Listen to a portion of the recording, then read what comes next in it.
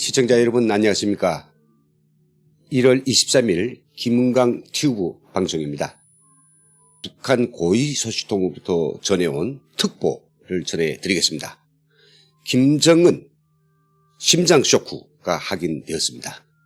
이것 때문에 북한 내부는 발칵 뒤집히고 완전 아비규환 상태에 처해있다는 충격적인 소식입니다. 자세한 소식 준비된 자료를 가지고 함께 보도록 하겠습니다. 김정은이 심장 쇼크가 와서 사경을 헤매는 그런 지경까지 갔고요. 가까스로 회복은 됐습니다마는 이 상태가 앞으로 어떻게 호전될지는 상당히 불투명하다고 하는 이런 이야기를 확인해 주었습니다. 자, 그러면 김정은이 심장 쇼크가 올 정도로 그렇게 엄청난 사건이 도대체 무엇인데 이런 일이 터졌을까요? 북한 고위소식통이 보내온 바로 그 쇼크의 원인은 세 가지 사건입니다. 첫째는 삼전 시민들이요, 대량 탈출을 했다라고 하네요. 뭔 소린가? 삼전에다가 김정은이 고향이라고 혁명의 성지로 꾸려놓고 여기에 있던 이 불순 이적분자들을 싹 다 추방시키고 여기다 성분이 좋고 기업적 토대가 사람들 갖다가 밀어였는데 무려 4,000세대에 300동의 아파트를 갖다가 거대한 성지를 만들어놨는데 이 성지의 사람들이 살지 못하겠다고 대량 탈출을 했다고 하네요. 이게 김정은한테서 엄청난 충격을 주었다고 하네요. 두 번째는요, 북한의 철 생산 기지, 북한 공업의 마다들이라고도 할 수 있는 김책 제철소와 무산강산이 드디어 숨을 멈췄습니다. 올 스톱을 했다고 하네요. 김정은이 김책제철소와 무산강산만은 끝까지 돌려보려고 했지만은 북한 경제 상황이 이제 나빠질 대로 나빠지고 전력, 자재, 그리고 에너지 모든 것이 지금 고갈된 상태이라 그나마 마다들조차도 이렇게 스톱을 해야 될 상태가 됐으니 점점 붕괴되고 가는 이 경제 상황에 어찌할 도리가 없자 김정은은 그만 돌아버리지 않았느냐 이렇게 이제 판단됩니다. 세 번째는요, 김정은으로서는 이거 미쳐도 10번 미칠 일인데요. 북한 애무성 간부들 속에서 서방정보기관으로부터 매월 꼬박꼬박 노임을 받는 이런 반역자들이 무더기 적발됐다고 하네요. 이 소식을 듣고 김정은 그냥 바로 화가 그냥 머리 꼭대기 튀어가지고 심장 쇼크까지 왔다고 합니다. 예, 그러면 김정은을 심장 쇼크 오게 한 이 사실의 세부적인 내용들 제가 조목조목 말씀드리겠습니다. 삼지연 씨 다 아시죠? 김정은이 무려 5차례에 가서 자기 고향을 번듯하게 그려 놓았는데 여기다 또 사상적으로나 또 계급적으로 신문적으로 매우 준비된 사람들 4,000명을 였는데 북한에서 사실 이거 있을 수 없는 일인데 왜 이런 일이 일어났겠느냐. 이 사진은 이번에 새롭게 건설된 삼지연 씨의 가정의 부엌입니다. 이 부엌을 보면 특징은 뭐냐면 위에 싱크대가 있고 부뚜막이 없는 부엌이란 말이죠. 그럼 이 사람들은 밥을 어떻게 지어 먹을까요? 예, 바로 김정은이 삼지연 시민들은 절대로 장작을 떼거나 연탄을 떼지 않고 공산주의 사회의 부엌으로 만들라 해가지고 다 전기 난방 전기 취사기구들을 설치했습니다. 오른쪽에 보시면 이 부엌이 혹시 추울까봐 여기에 중국산 전기 난로도 놓았습니다. 이 다음 사진이 대표적으로 보여준 것처럼 이 부엌에는 완전 전기식으로 돌아가도록 되어 있습니다. 사람들이 하루 3끼를 먹고 방을 덮이고 살기 위해서는 결국은 전기가 핵심이거든요. 그런데 이 전기가 글쎄 1월 한 달 동안에 보름 이상을 오지 않았다고 합니다. 하루 24시간 중에서 9시간은 주는데 나머지 15시간을 전기를 주지 않으니 평균 영하 30도를 오르내리는 백두산 기슭 삼전에서 북한 주민들이 어떻게 살겠습니까? 그리고 이 삼전시의 사람들은 평양시하고 똑같은 공급 기준으로 식량을 주되 장사는 절대 안 된다.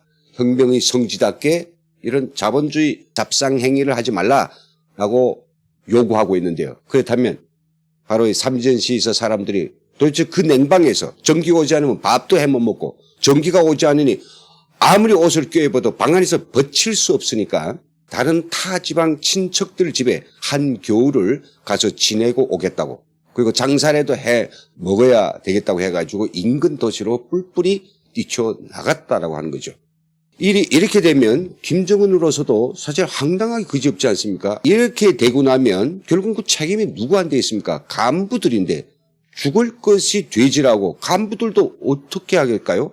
달러 한 푼도 없는 그런 상황에서 중국에서 뭐 전기를 사올 수도 없고요. 김정은의 심장 발작을 일으키게 한 두 번째가 바로 북한 최대의 제철소인 김책제철 연합기업소, 완전히 숨을 멈췄는데요. 이게 거의 한 60년 만에라고 하네요. 60년 만에 그래도 근근히 조업했다 멈췄다면서 계속 반복해왔던 김책제철소가 멈춰서게 된 데는 두 가지 이유가 있다고 합니다. 첫째는 바로 그 전력난 때문에 공장이 설 수밖에 없습니다. 왜냐하면요, 김책제철소는 북한에서 가장 전력 소비가 많은 북한 경제의 심장이기도 합니다. 또 그 철광석을 공급해야 될 무상광업연합기업소, 여기도 에너지난 때문에 트럭이 한 대도 움직이지 못할 정도가 됐다고 하니까 결국은 완전히 멈춰선 거죠. 자, 여기 사진이 제가 어저께 구글 지도를 통해서 캡처했는데요. 원래는 이 산에 트럭들이 따닥따닥 붙어 있어야 되고요. 굴삭기 그리고 다양한 방업기계들이 돌아가야 됩니다. 근데 지금 다 철수되어 있고요. 행정구란 이런 막장에 그 야적장에는 뭐 별로 광석이 보이질 않습니다. 그러니 김정은으로서는 어떻게 하면 붕괴돼가는 이 북한 경제를 살릴 수 있는 어떠한 대책도 이거 떠오르지 않으니 결국은 그는 소쿠가 올 수밖에 없지 않겠습니까?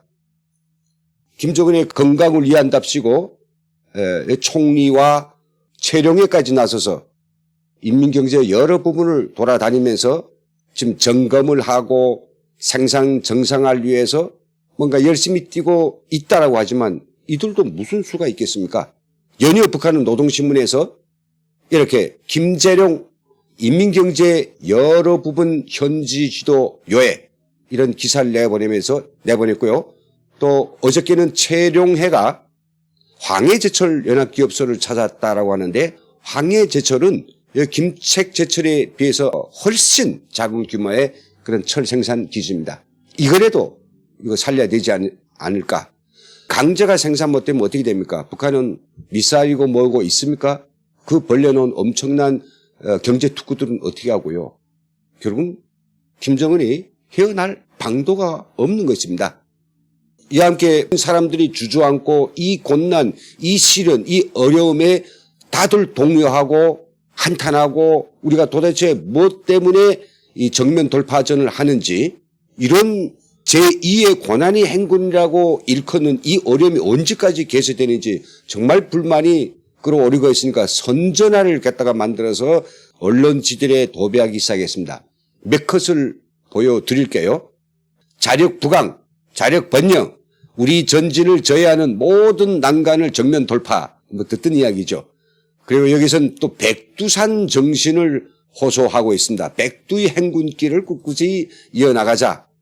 그리고 순천 림비료 공장 건설을 적극 지원하자. 이 사진은 전력 생산으로 당을 받드자. 이 전력이 정말 문제인 것 같습니다. 마지막 사진은 과학기술. 우리가 의거할 무진장만 전략자산이라고 이런 포스터들을 만들어서 사고사치다 내걸고 있지만, 그럼 전력이라고 하는 게 이게 순식간에 해결할 문제가 아니거든요. 전력은 이거 수입할 수도 없습니다. 중국이 수풍발전소의 전력까지도 북한에 양보를 했는데 추가적으로 전력을 주지 않는다면 북한은 전력을 더 이상 생산할 데가 없습니다. 장진강 발전소, 부정강 발전소, 이번에 새로 건설된 어랑천 발전소, 전력 생산이 완전히 죽었다고 하네요. 김정은의 심장 발작을 일으킨 제일 큰 요인, 서방 간첩으로 전락된 애무성 주요 간부들, 수두룩 적발됐는데요. 이게 글쎄 지난 12월 7기 5차 전원회의 세 번째 날에 이게 보고됐다 합니다.